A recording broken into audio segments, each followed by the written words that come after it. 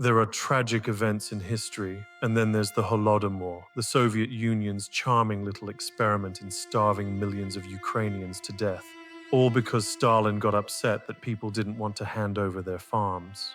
This wasn't a famine caused by bad weather or a bad harvest or bad luck. It was man-made, engineered like a Soviet tractor with no brakes, barreling straight into human lives. So buckle up. We're going to talk about the time communism fed the ideology and starved the people. So it's 1928, Stalin's in power, Lenin is dead, Trotsky's on a one-way ticket to Mexico, and the new boss is ready to play God with the entire economy.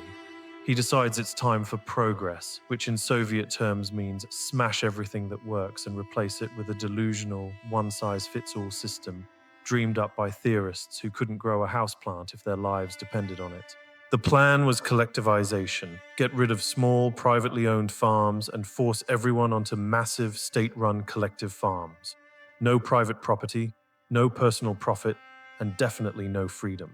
Because obviously, the way to increase food production is to remove any and all motivation for people to produce food. It's the kind of plan that makes you wonder whether the real goal was agricultural reform or population control. But of course, some people weren't thrilled about surrendering everything they owned to the state. These people were called kulaks, a fancy word for slightly better off peasants, but under Stalin, it just meant anyone we feel like punishing.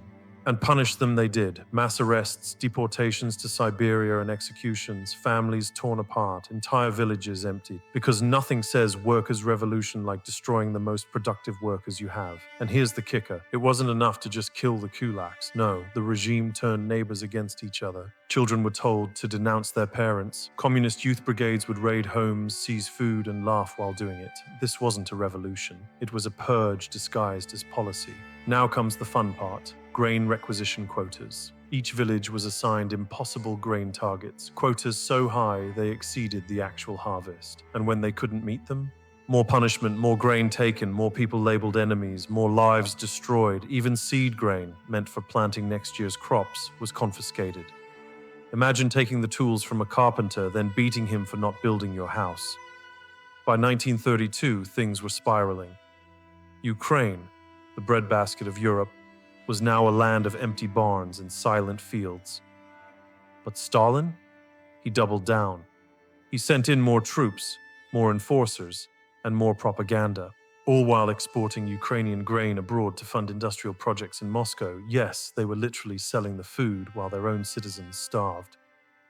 By late 1932, Ukraine descended into hell. Villagers ate grass, leaves, tree bark, rodents, anything remotely edible. Entire towns became graveyards. Children stopped crying. They didn't have the energy. People collapsed in the streets. Bodies were left unburied. Some reports say local dogs refused to eat the corpses because they were too malnourished to provide meat. Yeah, that's how bad it got. And then came cannibalism, not in some abstract rumor mill sense. It was widespread. Soviet archives confirm it. Survivors witnessed it. Authorities posted signs, "To eat your own children is a barbarian act." Imagine a sign just for that. You know things are bad when the government has to print "Don't eat your kid" posters. And when people tried to flee, Stalin sealed Ukraine's borders. Internal passports were introduced, trains were stopped. Anyone trying to leave was turned back. Duranty's reward, fame, comfort, and the applause of the Western elite, because apparently telling the truth about a communist regime, too risky. But covering up mass murder, that'll get you a Pulitzer. And just for the record, the Pulitzer Board has never revoked that award. By 1934, the worst had passed because most of the victims were dead. Estimates vary, but between 3.5 and 7 million people died, most of them Ukrainians. And Stalin, he never took responsibility, never apologized, never admitted it happened. Instead, the Soviet regime spent decades erasing evidence, punishing survivors, and rewriting history. Even today, some people still argue over whether it was a genocide. Well, if deliberately starving a specific ethnic group by seizing their food, destroying their leadership, sealing their borders, and erasing their culture isn't genocide, then I don't know what is. The Holodomor isn't just a tragedy of the past, it's a blueprint. of what happens when a government has too much power, when ideology is more important than humanity, and when the truth is optional. So the next time someone tells you that communism is misunderstood, or that it only failed because the wrong people were in charge, remind them of this. Millions of people starved not because nature failed, but because Stalin succeeded. The Holodomor wasn't a famine, it was a message. And the message was clear.